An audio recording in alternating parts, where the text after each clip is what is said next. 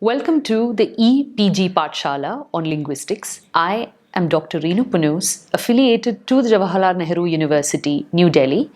I will now be taking you through the module titled Introduction to Experimental Phonetics, Part 1. Phonetics is the branch of linguistics that is concerned with the production, transmission, and perception of speech sounds.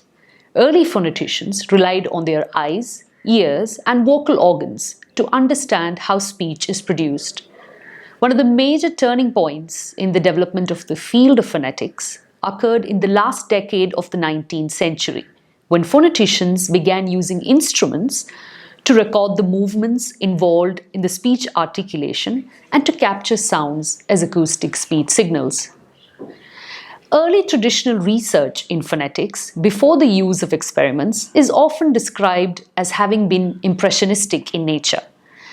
Abercrombie was the first linguist to use the term impressionistic to describe a style of transcription that involved the absence of preconceived notions about the structure of the language being examined.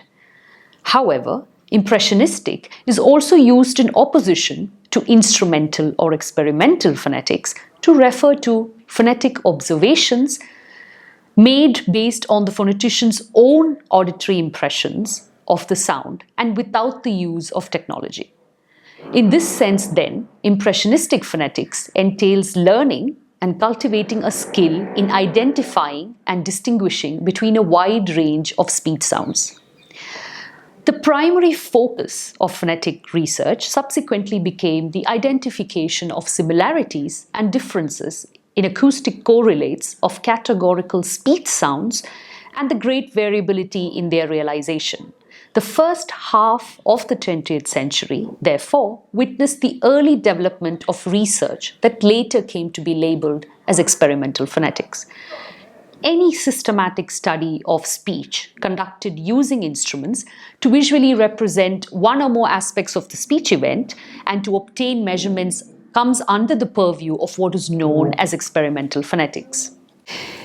Impressionistic phonetics, as taught and practiced today, dates back at least to the early 20th century, but has been existent as a form of speech analysis much before then.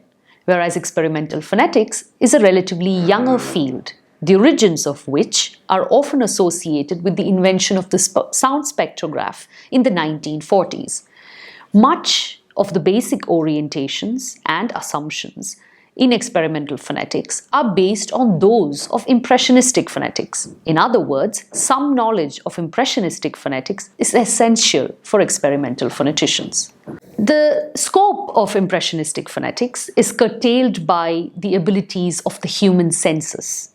The use of instrumental methods in phonetic research has enabled the phonetician to extend, verify, and corroborate or question observations made via impressionistic methods. Experimental phonetics, as the name suggests, is concerned with how empirical studies in phonetics are carried out with the help of instruments.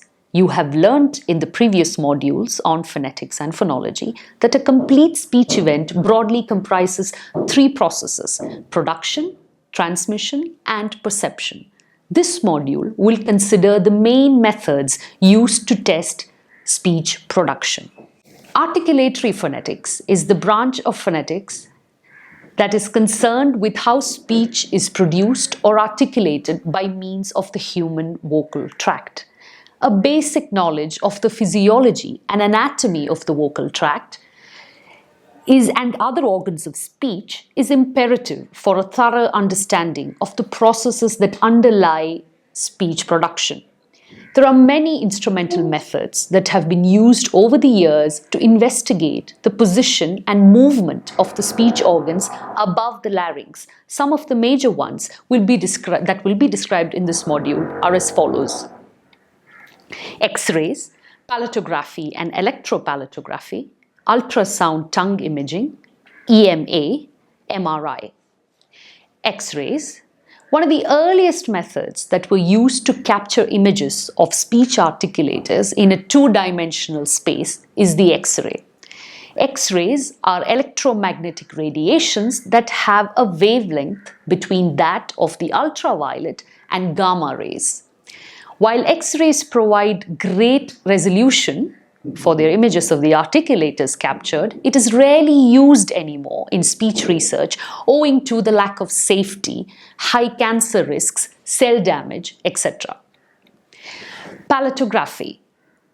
Palatography is one of the earliest methods that were used to reveal details of the tongue-palate contact involved in the production of a sound. There are several systems of palatography, the earlier versions of which typically involved painting a dye or mixture of olive oil and charcoal on the tongue or the roof of the mouth, following which the participant is made to produce the desired sound and a photograph is taken. Such a record made through this method is called a palatogram. Another system of palatography involves the use of thin artificial palates made of materials like cellulose or vulcanite, which was custom made for each individual participant to fit his or her palate exactly. Before being put in the mouth, the artificial palate is dusted with a marking medium. After the target word has been pronounced by the participant, the palate is removed, and the areas on the palate where the marking medium has been wiped off due to tongue contact are noted. In order to create a permanent record of the palate after production of target word, a photograph is taken or a drawing is made of the palate as seen after use. Electropalatography, a later and more advanced version of palatography, has involved the use of artificial palates which contains electrodes that are fitted against the participant's hard palate. When any part of the tongue surface comes in contact with the electrodes on the roof of the mouth, electronic signals are transmitted onto an external processing unit. This is called electropalatography or EPG. EPG provides dynamic, visual, real-time information about the nature and location of tongue contact with the hard palate. The next method that we will be talking about is ultrasound tongue imaging, also known as UTI. Ultrasound tongue imaging is a relatively new technique which involves recording images of the tongue surface during speech using medical ultrasound machines. Sounds with the wave frequency higher than 20 kHz is called an ultrasound. A characteristic feature of any wave, light wave or sound wave, is that they reflect off the edge of an object or space that it comes into contact with. Reflected sound waves provide information about the boundaries of the objects that they touch. However, ordinary sound waves are not useful in providing such information. Ultrasound high-frequency waves are required to visualize the small structures and tissue boundaries on the human body, and this property forms the basis of the use of the UTI in the speech sciences. The tongue is a flexible muscular organ that shapes the air pockets in the vocal tract in different configurations in order to produce different consonants and vowels. The different consonants and vowels are characterized by the pockets of air vibrating at specific frequency ranges. In this method, tongue movements are recorded using a handheld ultrasound probe which is connected to a machine with a monitor that displays the tongue surface image captured using the probe. The probe is made of ceramic elements which are piezoelectric, that is, that they have a property of emitting electric charge in response to pressure or applied mechanical stress, in this case, sound pressure. Through the probe, the ultrasound machine transmits ultrasonic pulses one at a time in distinct directions that are called scan lines. When the pulse reaches the boundary between the tongue surface and the air above it, all the wave energy is reflected off, thereby enabling the production of an image of the boundary and surrounding objects. Despite being a non-invasive technique, UTI was for a long time underutilized in speech research, perhaps due to its heavy clinical use, primarily in hospitals, which tends to make it rather difficult to access. Over the last 3 decades, however, reduction in cost and improvement in the reliability of research measurements have resulted in an increase in the application of this method in speech science research. The next method that we will talk about is called the electromagnetic articulometer, or otherwise known as EMA. In this method, small metal transceiver coils are attached to the articulators. Electromagnetic detectors and alternating current magnetic fields are used to track the positions of the coils and thereby the movement of the articulators to which they are attached. While the earlier versions of this method could only record information about spatial location and track points along the mid-sagittal plane, the more recent versions are able to record information about 5 degrees of freedom and track points anywhere within the field range. EMA therefore offers excellent temporal and spatial resolution for tracking speech articulators. Temporal resolution is an indicator of the precision of a measurement with respect to time, and spatial resolution is an indicator of the quality and the ability of an imaging device to capture small details of an object. The major disadvantages of using this method are that it is expensive and sensitive to changes in local magnetic fields, air movements, and temperature. The next method that we will be talking about is the MRI, or magnetic resonance imaging.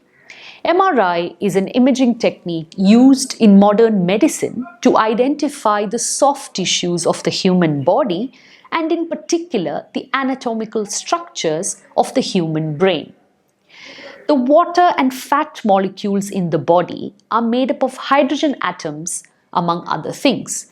Each atom, as we know, consists of protons, neutrons, and electrons, and the former two are said to form the center of an atom.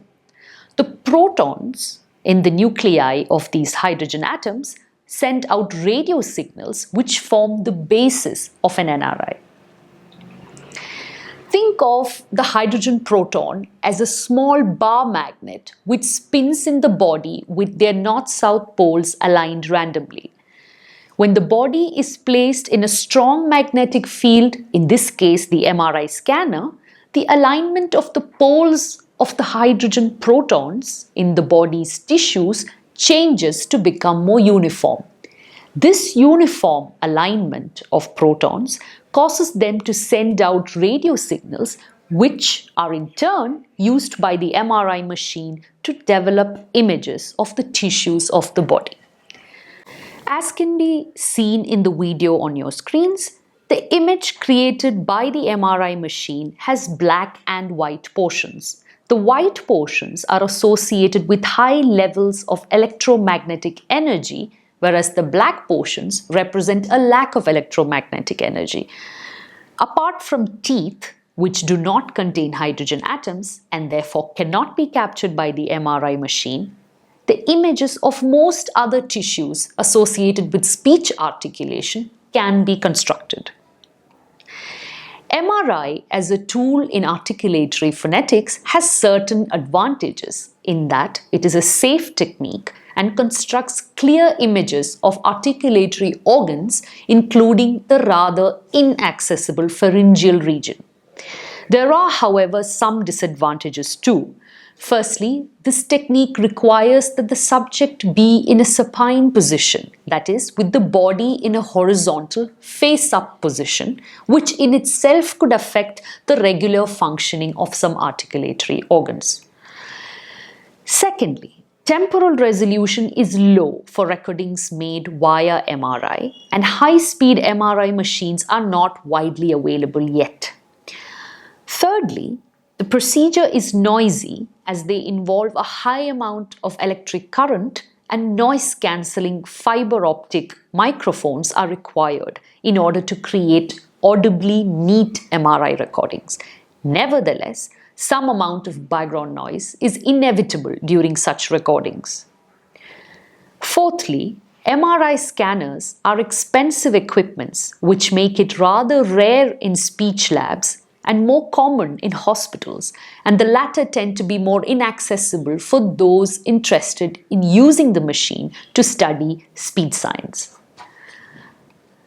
To help you better understand how some of these methods have been used in phonetics research, here is a summary of a study of Tamil liquid consonants that involved a combination of several articulatory techniques. Narayanan et al. In their 1999 study used a combination of static palatography, magnetic resonance imaging, and electromagnetic articulometer to investigate both static and dynamic articulatory characteristics of the 5 liquid consonants in Tamil. Tamil has a rich liquid inventory, 2 rhotics, 2 laterals, and a 5th liquid, the phonetic nature of which is contested. The authors explain the advantage of using these 3 techniques in combination. MRI provides crucial information regarding the shape of the vocal tract.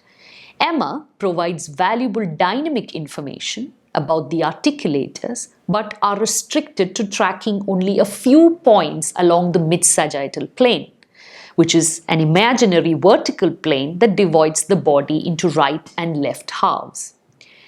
Static palatography tells us precisely which parts of the tongue are in contact with which part of the roof of the mouth. The study involved one native speaker of the Brahmin dialect of Tamil, who is also the first author of that paper. A more detailed summary of the paper is available in the written version of this module. The MRI scan results in that study showed that the dental lateral involved a tongue tip contact in the dental region, a high posterior tongue body position, and a retracted tongue root.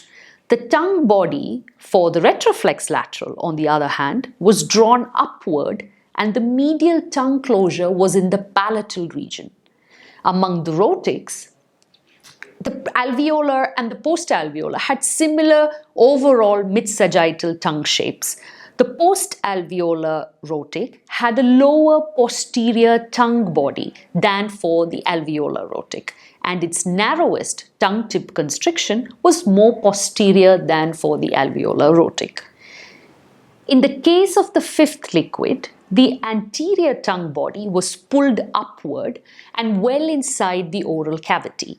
The upward raised and inward pulled anterior tongue body created a pit-like cavity in the middle of the tongue body, which distinguished it from the other 4 liquids. The posterior tongue body was flat. Palatography results showed that the dental lateral was apical and characterized by lateral contact in the postpalatal or velar region, and a medial tongue tip closure at and behind the central incisors. The retroflex lateral was found to be subapical, with the underside of the tongue making a contact in the palatal region.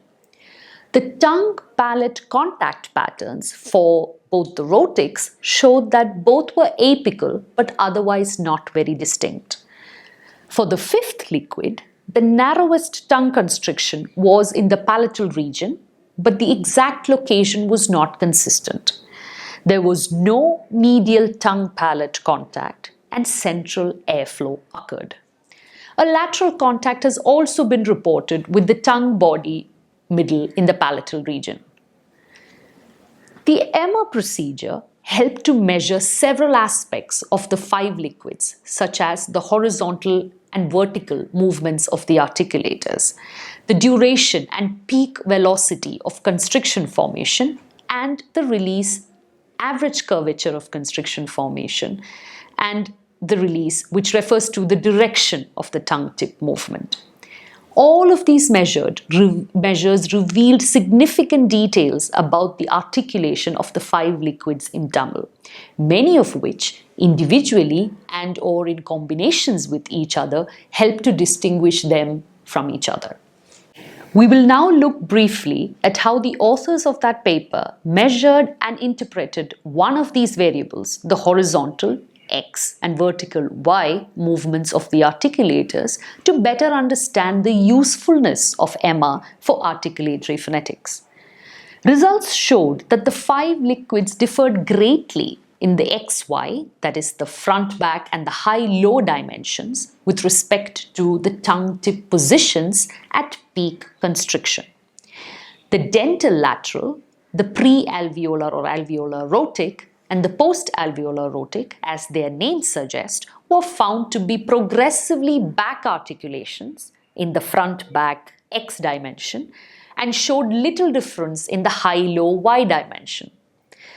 The palatal rhotic and the retroflex lateral were considerably back articulations and also to some degree higher than the other liquids. In this module, we first looked at the development of the field of experimental phonetics briefly and its contrast with what is called impressionistic phonetics. Experimental phonetics, by definition, is concerned with the instrumental methods used in empirical phonetic research. Therefore, the methods that characterize each of the 3 branches of experimental phonetics, namely articulatory phonetics, acoustic phonetics, and auditory phonetics, that deals with the 3 processes involved in speech, namely articulation, transmission, and perception, form the focus of these modules. In this module, we focused particularly on articulatory phonetics. 5 main instrumental methods were discussed, namely X-rays, palatography and electropalatography, ultrasound tongue imaging, electromagnetic articulometer, otherwise known as EMMA, and magnetic resonance imaging, or MRI. Let's briefly summarize each of these methods. The X-rays are one of the earliest methods used in this regard, but it has more or less been scrapped from being used in speech research owing to a lack of safety, high cancer risks, cell damage, etc. Palatography and electropalatography are great methods if one is interested in examining the nature and the kind of contact and the extent of contact between the tongue and the heart palate. The ultrasound tongue imaging technique is a rather non-invasive technique and rather safe to use. But despite being a non-invasive and safe technique, it has been underutilized in speech research owing to its heavy clinical use and primary use in hospitals, which has made it rather inaccessible to speech scientists. All of that has changed in the last 3 decades owing to a reduction in cost as well as an improvement in the reliability of measurements that can be made with a UTI. And therefore, there has been a vast increase in the number of projects that have utilized UTI in speech research. Electromagnetic articulometer, or EMMA, offers excellent temporal and spatial resolution as far as tracking articulatory points are concerned. However, it is expensive and is sensitive to changes in air movements and pressure and local magnetic fields, etc. The MRI, or magnetic resonance imaging, is also a fairly safe technique to use. However, there are certain disadvantages. Firstly, it requires that the participant be in a supine position, that is, in a horizontal face-up position, which makes it rather, one might argue, difficult for functioning of the regular speech organs. Secondly, it offers low temporal resolution. And thirdly, it's a noisy process. And fourthly, it is expensive and therefore found most commonly in hospitals rather than in speech labs. In the last section of this module, a study on Tamil liquids by Narayanan et al. In 1999 that employed multiple articulatory methods, namely the electromagnetic articulometer, static palatography, and magnetic resonance imaging was presented to enable you to have a better understanding of how these methods have been used in previous research. And as we could see from their results, using a combination of these different methods enabled the authors to interpret their results in a way that would tell us a lot more, or a lot in detail, about the way in which the 5 liquid consonants in Tamil are produced. So, we have come to the end of this module titled Introduction to Experimental Phonetics Part 1. I hope that the concepts have been clear. For further information, please visit the EPG Pathshala on linguistics for the written version of this module and further references. Thank you.